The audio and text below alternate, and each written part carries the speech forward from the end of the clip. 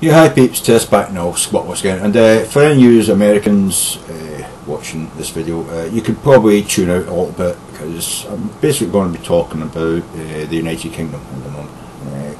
It does have connotations, and I will mention some things going on in America which Britain should have done, but you know, it's basically about the United Kingdom.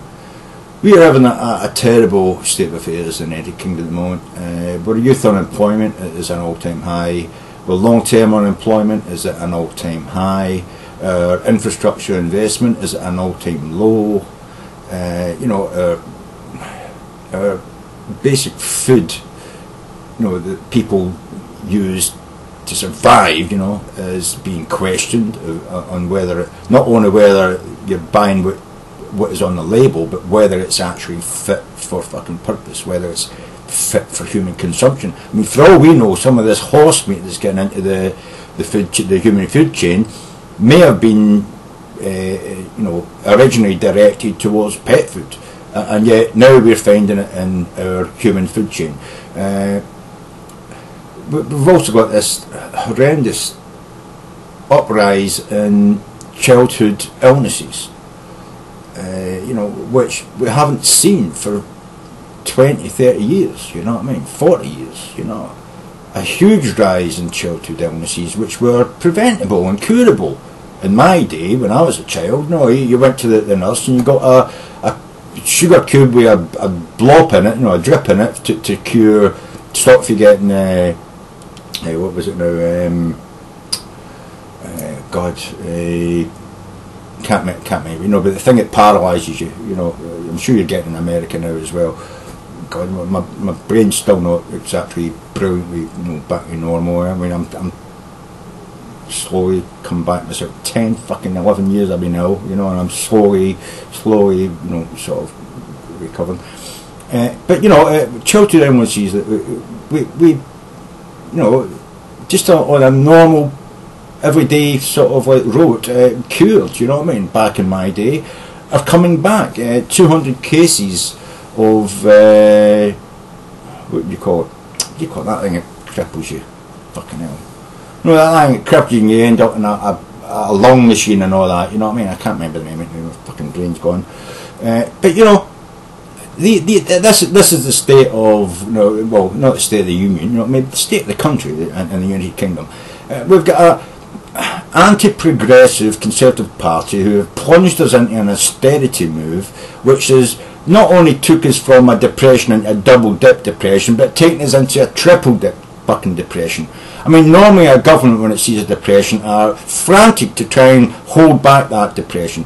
They frantically look around for where they can source money, borrow money to inject into the economy to stimulate the economy. We failed to do that, and we went into a double dip through the Conservatives' austerity measures. They didn't see that this was a bigger problem than just the recession, and they continued to push forward with their austerity measures, and now we are entering a triple dip recession. Triple dip recession. Not only did they fuck up once, not only did they fuck up twice, and okay, I can't blame the Conservatives for the first recession, it was a worldwide recession. And in a way, I suppose you could put some of the blame onto the Labour government that was in power. I will do that. They are to blame for not fucking, you know, reacting to it and dealing with it, you know.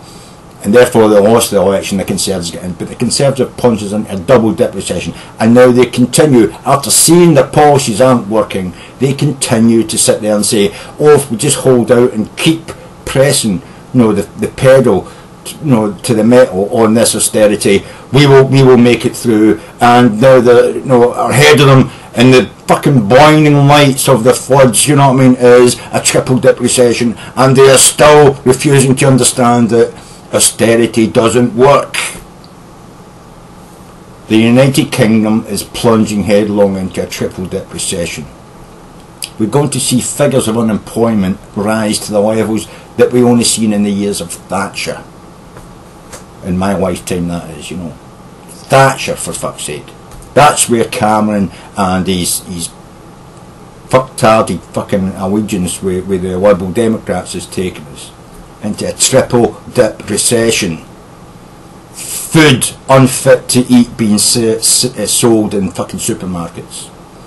Children suffering and dying from illnesses we cured daily when I was a child.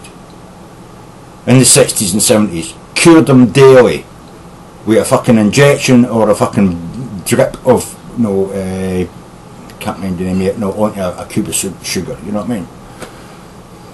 What the fuck is happening to the United Kingdom? Why the fuck do people still think the Conservatives have got any right to be in power, any right to govern this country, when they are complete fucktards? These people couldn't run a fucking menage, you know what I mean? And for you as Americans, if you don't know what a menage is, it's like a pool. You'll throw money in and whoever picks the winner wins. So that's a menage. The Conservatives couldn't run one of them, man. And I bet the Republicans in fucking America couldn't run one either, you know. America hasn't done greatly out of this recession that started in 2008, 2007, 2008.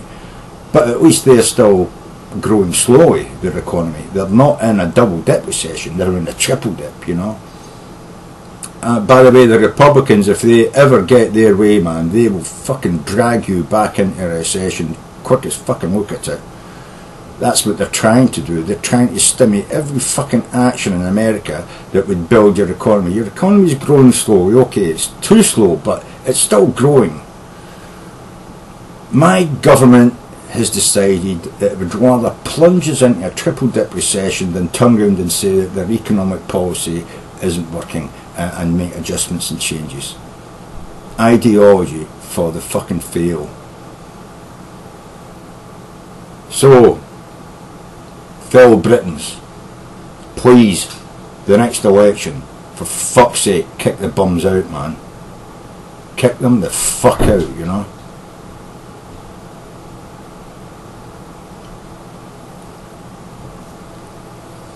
But yeah, I see a huge problem in who you should vote for. I mean, who could you choose to put in place if you don't vote for the Conservatives or you don't vote for the Liberals? You can't really vote for Labour because they're basically just Conservative light, you know. I don't really know what you're going to do in the rest of the United Kingdom, but I do know for certain that I will be voting the Scottish Nationalist Party, probably for at least the next 1 or 2 elections, because they may not have all the answers, but at least some of their answers are the right answers. As I say, it's not perfection we're looking for, and Obama said this very succinctly in his State of the Union. You weren't elected to be perfect, you were elected to do what you can. And the way I see the Scottish National Party is it's doing what it can with the little means that it has. The problem I see with the national parties like Labour and Conservative and the Liberals is they aren't doing anything. They're continuing to project into the future the whole idea that if they just hold out long enough and persevere long enough with an ideology that it will come good. Well, I'm sorry, that's not true. That's not the way the world works out. A bad ideology, bad policies always fail. Always fail. And we're seeing the results of a failure to recalibrate, readjust and change their policies.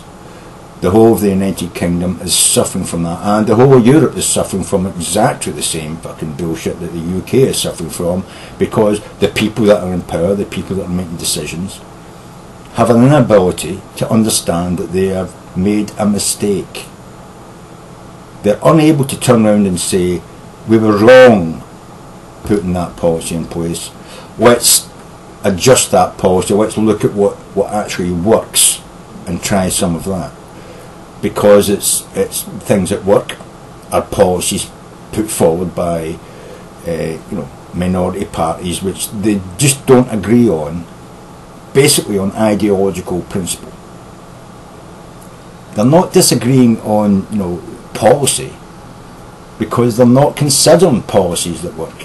They're simply looking at a policy and say, that is ideologically outside of my bubble, so I'm never going to accept it as a possibility for something that would work.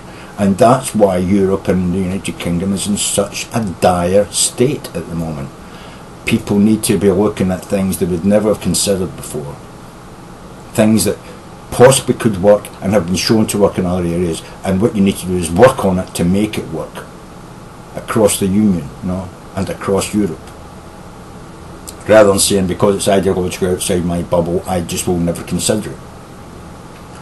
And in America, you're seeing exactly the same thing. The Republicans are totally unable to consider things outside their bubble, draw inside their bubble,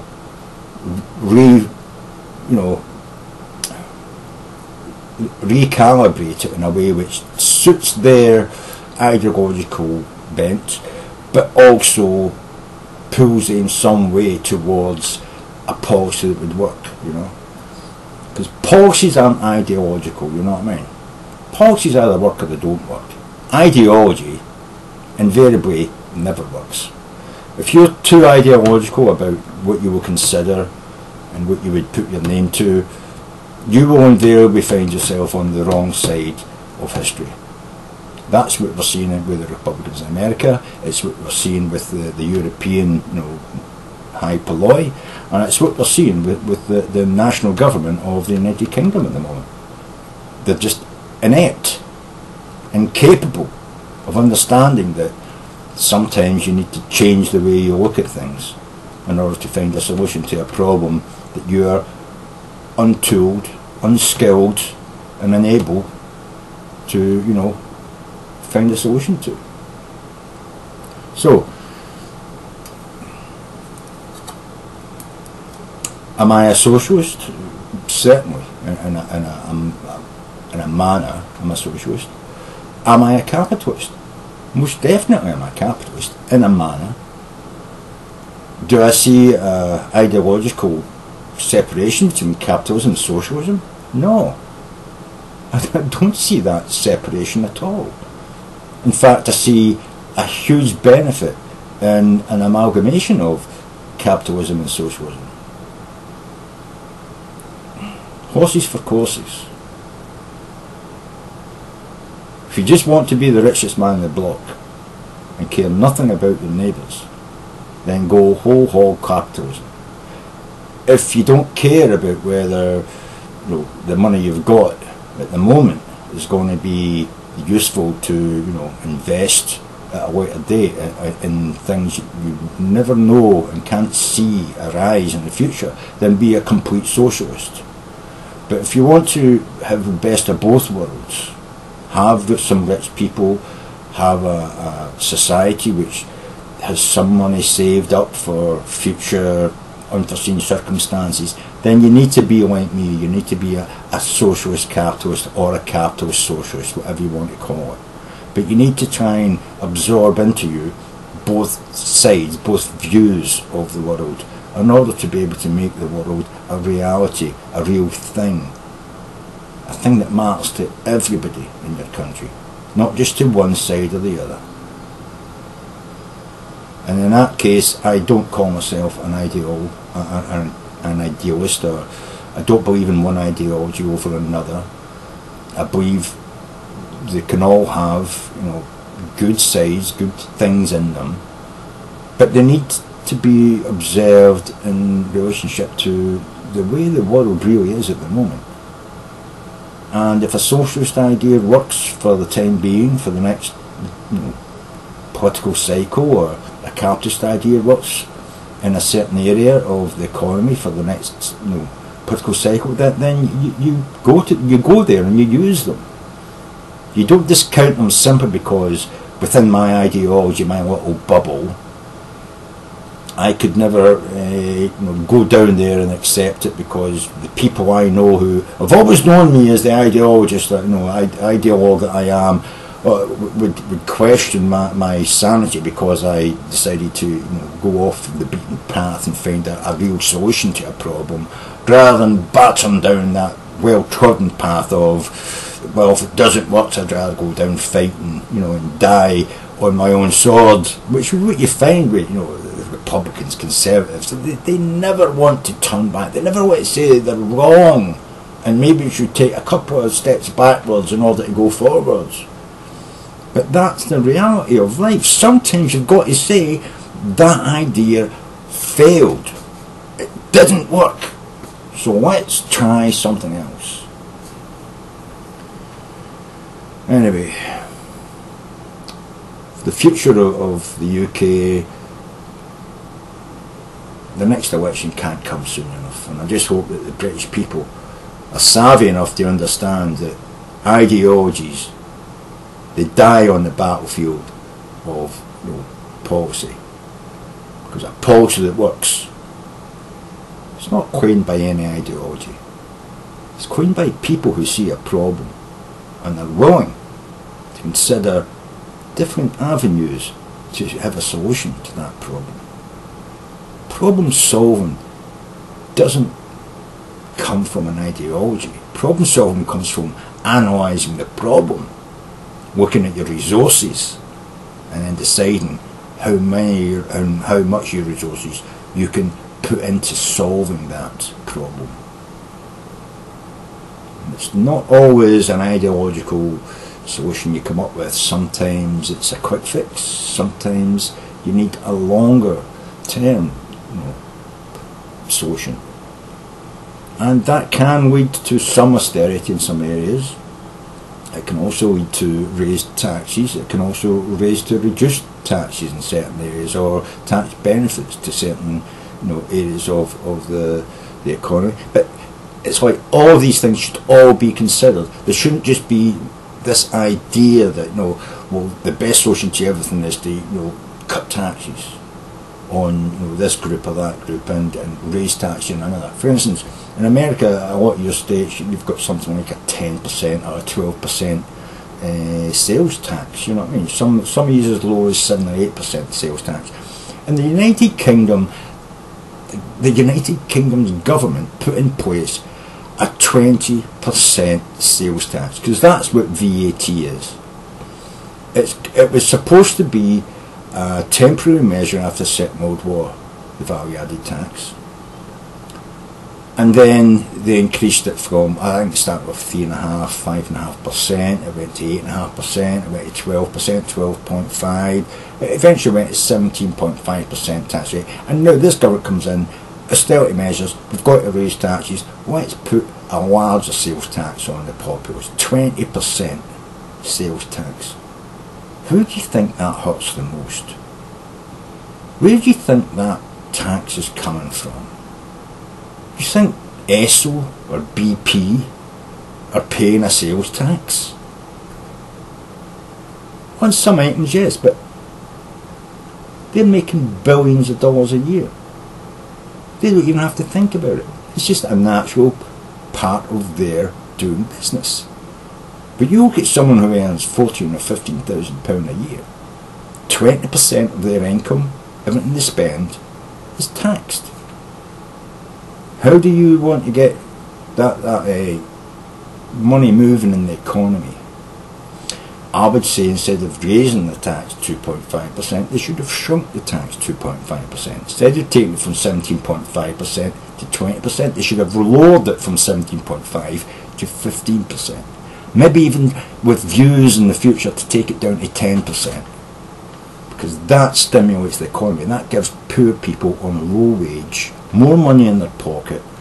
That means they spend more. That means that businesses hire people in order to accommodate customers coming through their door to spend that money. I'm not an economist, but I fucking know that that's how the world works.